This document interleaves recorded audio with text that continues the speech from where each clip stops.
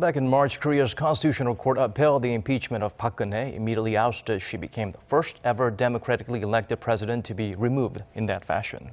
Indicted and detained, the disgraced leader remains behind bars on charges of receiving bribes, abuse of power, and divulging state secrets. The trials continue. Park still very much uncooperative, and our Kim Min-ji walks us through the developments thus far. On March 10th, the Constitutional Court upheld a parliamentary motion to impeach then-President Park Geun-hye for involvement in the massive corruption scandal that shook the country, putting an end to months of candlelight protests and starting a new chapter in the political crisis.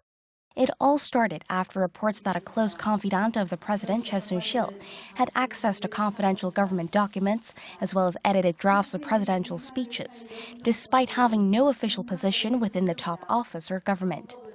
The Constitutional Court said Park had broken the law by allowing Choi to meddle in state affairs, and it breached guidelines by leaking secret state documents. We announced the decision as the unanimous opinion of all judges. We dismissed the defendant, President Park Geun-hye. Park became the first South Korean president to be thrown out of office and lost her immunity from prosecution, facing an official investigation into her role in the corruption scandal. She was arrested on March 31st and indicted the following month on 18 charges, including bribery and abuse of power.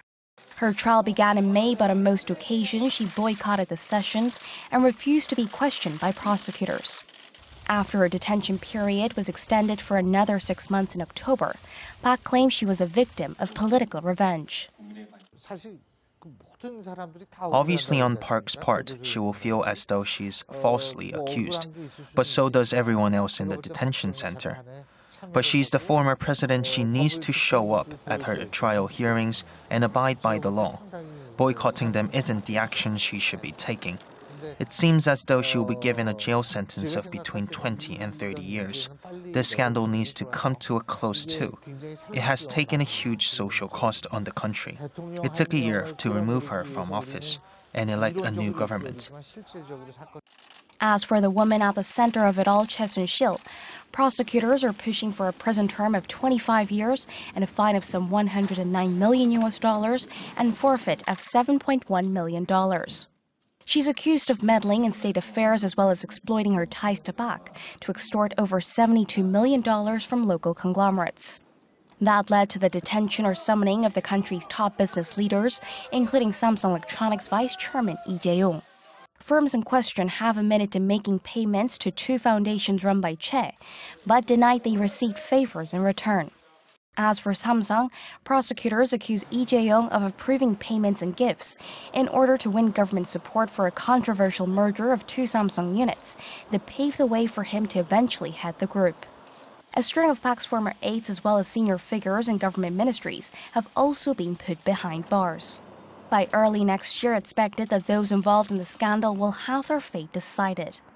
Although the actual verdict remains to be seen, the general consensus is that the court won't be too lenient given the public sentiment over the scandal.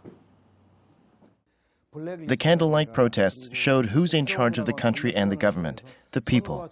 People took to the streets wanting an end to the blacklisting of those critical of the administration and in protest against organs of power meddling in politics.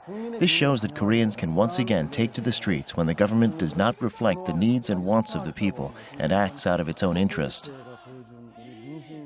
Pundits say in order to curb further abuse of power and prevent such incidents from happening again, the Constitution must be revised to reduce the power of the commander-in-chief.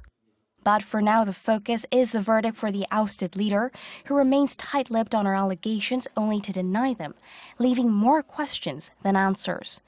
Kim Min-ji, Arirang News.